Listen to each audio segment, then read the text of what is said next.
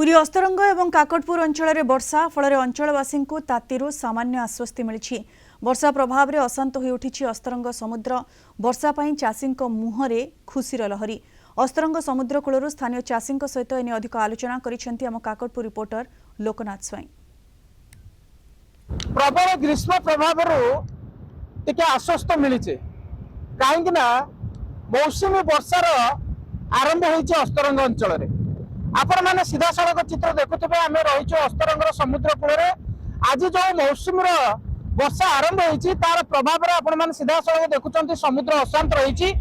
तेणु मत्स्यजीवी मानक समुद्र मध्य को माछ धरवाई बारण कर। तेणु चाषी मैंने जो भाव में दीर्घ दिन धरी चाष कार्य करने वर्षा को अपेक्षा करते। तेणु साधारण भाव में जो मौसुमी वर्षा आरंभ हो जाती नहीं साधारण चाषी मैंने खुशी अच्छा। आम सहित अस्तरंग अंचल जन चाषी और स्थानीय लोक अच्छा सहित सीधा सड़क कथा भाई बर्तमान मौसुमी वर्षार आगमन हो सारी गोटे लघुचाप हाँपा गोटे संभावना सृष्टि होती। बर्तमान जो वर्षा आरंभ हो जाए चाष कौन अनुकूल वर्षा को नहीं आपण मैंने कौन अनुभव कर निश्चिंत रूप जो आमर देखुवे जो असह्य गरम 2-3 मास रही आम बहुत गरम अनुभूति करूँ गाँ गंडाटे रही पार नथिलु। आज बर्तमान 2-3 दिन है टिके वर्षा आरंभ हो गलानी। आज परदिन अपेक्षा आज टिके अधिका वर्षा है तो गरम रू आम राहत पाइचु।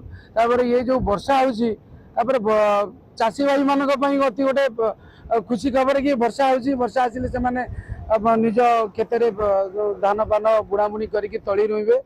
चाषी भाई प्रति बहुत आकृष्ट वर्षा हेले से बहुत खुशी। बर्तमान वर्षा हेले से केमिति कारण चाष काम आरंभ करेंगे कारण टाइम टा पाखे आसिलानी। चाषी भाई माने केमिति भगवान डाकुछन वर्षा टिके जोर आउ आम चाष काम केमिति आरंभ करू।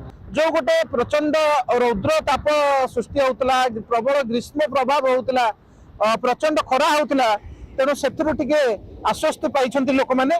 तेणु निश्चित भाव में मौसुमी वर्षा चाष अनुकूल हवा बेले ये जो गरम ग्रीष्म प्रभाव टिके साधारण लोक मान आश्वस्त देती।